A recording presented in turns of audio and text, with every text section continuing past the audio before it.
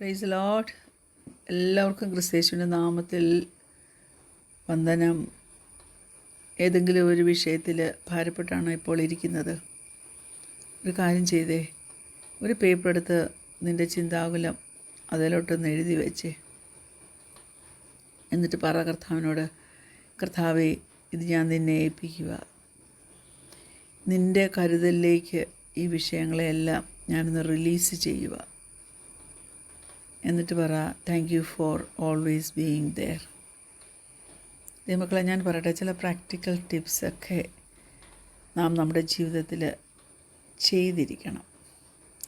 എപ്പോഴെങ്കിലും ഏതെങ്കിലും ഒരു വിഷയത്തെക്കുറിച്ച് ആങ്ഷ്യസായി തീരുമ്പോൾ, പ്രത്യേകിച്ച് സ്പെസിഫിക്കായിട്ട് ചിലപ്പോൾ എന്തെങ്കിലും ഒരു വിഷയം കാണുമല്ലോ നമ്മളെ ഭാരപ്പെടുത്തുന്നത്, അത് ഒരു പേപ്പറിൽ എഴുതിയിട്ട് ദൈവത്തെ കാണിച്ചിട്ട് അത് ചുരുട്ടി കൂട്ടി വേസ്റ്റ് ബിന്നിലേക്ക് അങ്ങിട്ടേക്കണം. എന്നിട്ട് നീ ഒന്ന് നിൻ്റെ ഹൃദയത്തിൽ വിചാരിച്ചേ, ഞാനത് എൻ്റെ ദൈവത്തിന് കൈമാറി എന്നൊന്ന് വിചാരിക്കാമോ? നിങ്ങൾ പല പ്രാവശ്യം കേൾക്കുകയും നിങ്ങൾക്ക് വളരെ ബൈഹാർട്ടായിട്ട് അറിയാവുന്നൊരു വാക്യമാണ്. ഞാൻ തന്നെ ഈ പ്രയർ ലൈനിൽ അതിനെക്കുറിച്ച് പറഞ്ഞിട്ടുണ്ട്. പക്ഷേ കർത്താവ് ഇന്ന് തരുന്ന ആംഗിളിൽ പരിശുദ്ധാത്മാവ് തന്നെ നിങ്ങളെ അത് കേൾപ്പിക്കട്ടെ. ഫിലിപ്പിയർ 4:7, ഫിലിപ്പിയൻസ് ചാപ്റ്റർ 4:7. എന്നാൽ സകല ബുദ്ധിയെയും കവിയുന്ന ദൈവസമാധാനം നിങ്ങളുടെ ഹൃദയങ്ങളെയും നിലവുകളെയും ക്രിസ്തു യേശുവിങ്കൽ കാക്കും. Praise God, hallelujah. ചിലപ്പോൾ ഈ ആങ്സൈറ്റി ഒരു പെട്ടെന്നുള്ളൊരു സ്റ്റോം, ഒരു കാറ്റ് പോലെ, കൊടുങ്കാറ്റ് പോലെ നമ്മുടെ നേരെ വരും. നമുക്ക് പ്രഡിക്റ്റ് ചെയ്യാനേ പറ്റത്തില്ല. അൺപ്രഡിക്റ്റബിളാണ് അല്ലേ? എയർപ്ലെയിനിലൊക്കെ യാത്ര ചെയ്യുന്നവർ, അൺപ്രഡിക്റ്റബിളാണ് യാത്ര. നമ്മളതിൽ കയറിയാൽ നമ്മൾ ലാൻഡ് ചെയ്ത് നമ്മുടെ ഡെസ്റ്റിനിയിൽ ദൈവം നമ്മെ കൊണ്ടെത്തിച്ചാൽ നാം എത്തി അല്ലേ? നമ്മുടെ ജീവിതത്തിൽ പെട്ടെന്ന് കടന്നു വരുന്ന ചില ആങ്സൈറ്റി ഉണ്ടാക്കുന്ന വിഷയങ്ങൾ, ചില സ്റ്റോംസ് നമുക്ക് അവോയ്ഡ് ചെയ്യാൻ പറ്റത്തില്ല. പക്ഷേ നാം എങ്ങനെ അത് വിത്ത്സ്റ്റാൻഡ് ചെയ്യുമെന്നുള്ളത് നാം തന്നെ ശ്രദ്ധിക്കേണ്ട കാര്യമാണ്. ഒരു വലിയ സ്റ്റോം കഴിയുമ്പോൾ എന്തൊക്കെ നമുക്ക് കാണാൻ പറ്റും? ചില മരങ്ങളൊക്കെ പെടന്ന് കിടക്കുന്നത് കാണാം. എന്നാൽ ചിലതൊക്കെ സ്റ്റിൽ ദി ആർ സ്റ്റാൻഡിങ് അല്ലേ? ആ ഡിഫറൻസ് കാണിക്കുന്നത് ആ ട്രീ എത്ര വലുതായിരുന്നു എന്നുള്ളതനുസരിച്ചല്ല, ആ ട്രീയുടെ വേര് എത്രത്തോളം ആഴത്തിലേക്ക് പോയിട്ടുണ്ടായിരുന്നു എന്നതനുസരിച്ച് അത് നിൽക്കുന്നത്. The deeper the Roots the stronger the tree. മനസ്സിലായോ? ഫിലിപ്പിയർ 4:6 അതുകൊണ്ടാണ് ഇങ്ങനെ പറയുന്നത്,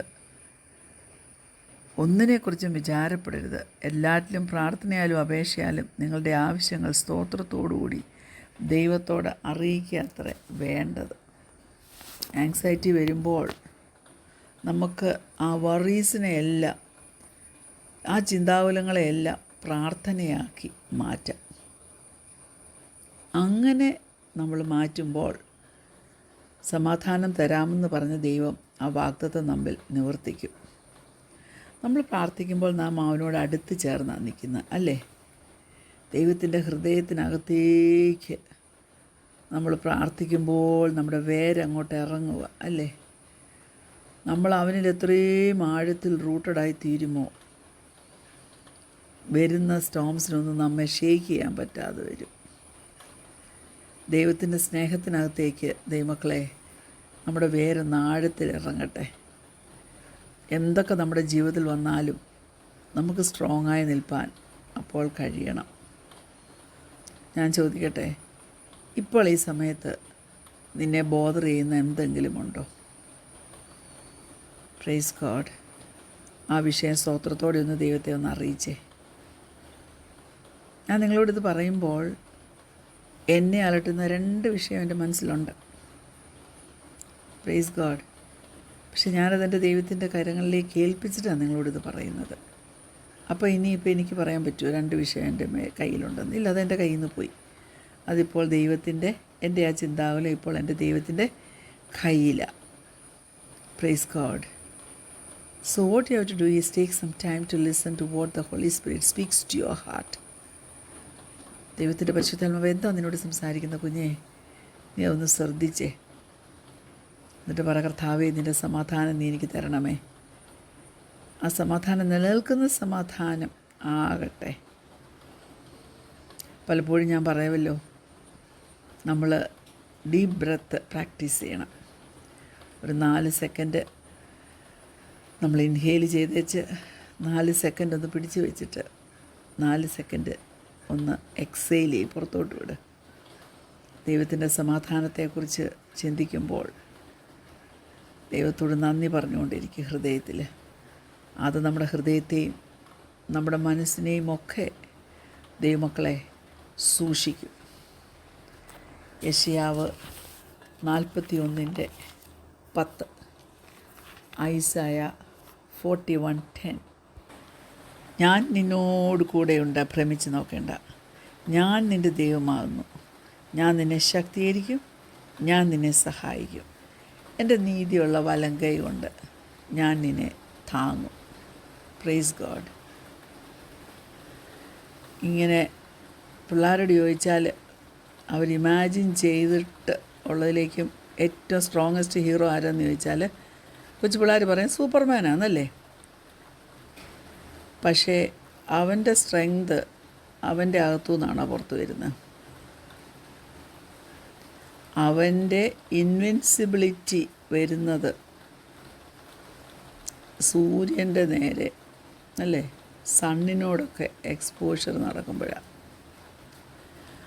അത് ഒരു വൂണ്ടുണ്ടാകുമ്പോഴോ ഒക്കെ, അല്ലെങ്കിൽ ഒരു ശത്രു വരുമ്പോഴോ ഒക്കെ അതങ്ങ് വീക്കൻ ചെയ്തു പോവും.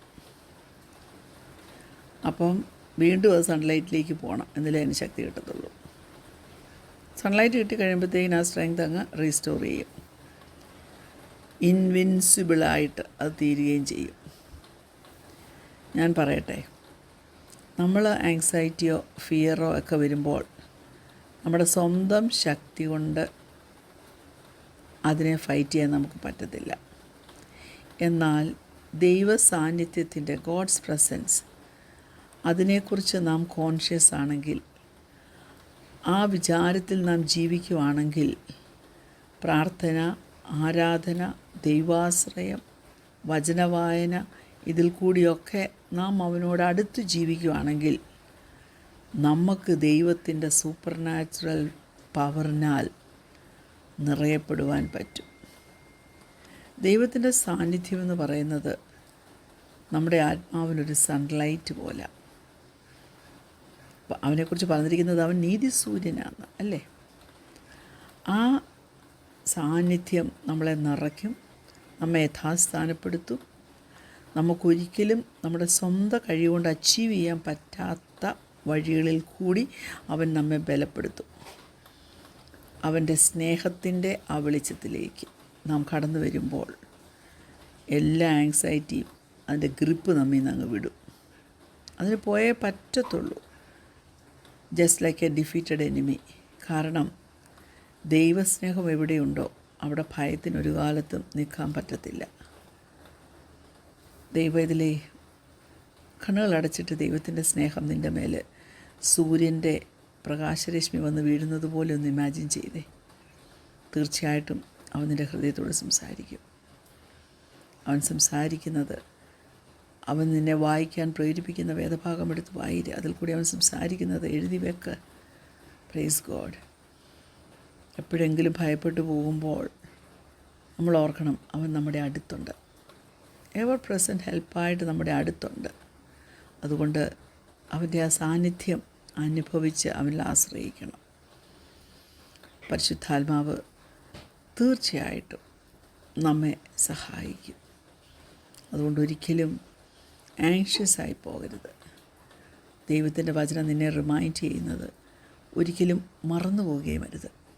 പൂർണ്ണമായിട്ട് ദൈവത്തിൽ ആശ്രയിക്കുമ്പോൾ പൂർണ്ണ സമാധാനം അനുഭവിപ്പാനും നമ്മൾ മുഖേന മറ്റുള്ളവർക്ക് ആ സമാധാനം പകർന്നു കൊടുക്കുവാനും നമുക്ക് കഴിയും. ദൈവസന്നിധിയിൽ ഒന്ന് ഏൽപ്പിച്ചു കൊടുക്കുവാൻ പറ്റുമോ? ഏൽപ്പിച്ചു കൊടുക്കുക. അവൻ നമ്മെ തീർച്ചയായും വഴി നടത്തും. അവൻ നടത്തുന്ന വഴികൾ അഗോചരമാണ്, എന്നാൽ അത് മനോഹരമാണ്. ആദ്യമെങ്കിൽ കയ്പെന്ന് തോന്നിയാലും പിന്നീട് അതിനെയൊക്കെ മധുരമാക്കി അവൻ തീർക്കും. അങ്ങനെ ആ മാധുര്യമേറിയ അവസ്ഥയിൽ നടപ്പാൻ സ്വർഗത്തിലെ ദൈവം നമ്മെ ഓരോരുത്തരെയും സഹായിക്കട്ടെ. കണ്ണുകളടയ്ക്കാൻ പ്രാർത്ഥിക്കാം. ഞങ്ങളെ സ്നേഹിക്കുന്ന ഞങ്ങളുടെ നല്ല ദൈവമേ, സ്വർഗീയ പിതാവേ, ഞങ്ങളുടെ ചിന്താകുലങ്ങളൊക്കെ ഞങ്ങൾ നിന്നെ ഏൽപ്പിച്ചിരിക്കുക. ഇന്ന് പകൽക്കാലം കർത്താവേ, പൂർണ്ണ സമാധാനത്തിൽ ഞങ്ങൾ നടക്കട്ടെ, പൂർണ്ണ ആരോഗ്യത്തിൽ ഞങ്ങൾ നടക്കട്ടെ. ദൈവസന്നിധിയിൽ നിന്നുള്ള കൃപകൾ പ്രാപിച്ചെടുത്തുകൊണ്ട്, ആത്മീയ നിറവ് പ്രാപിച്ചെടുത്തുകൊണ്ട് ദൈവസന്നിധിയിൽ നന്ദിയുള്ളവരായി ജീവിപ്പാൻ നീ ഞങ്ങളെ സഹായിക്കണം. പ്രാർത്ഥന കേട്ടതിനാൽ സ്തോത്രം. യേശുവിൻ്റെ നാമത്തിൽ തന്നെ ആമേൻ. Praise the Lord. God bless.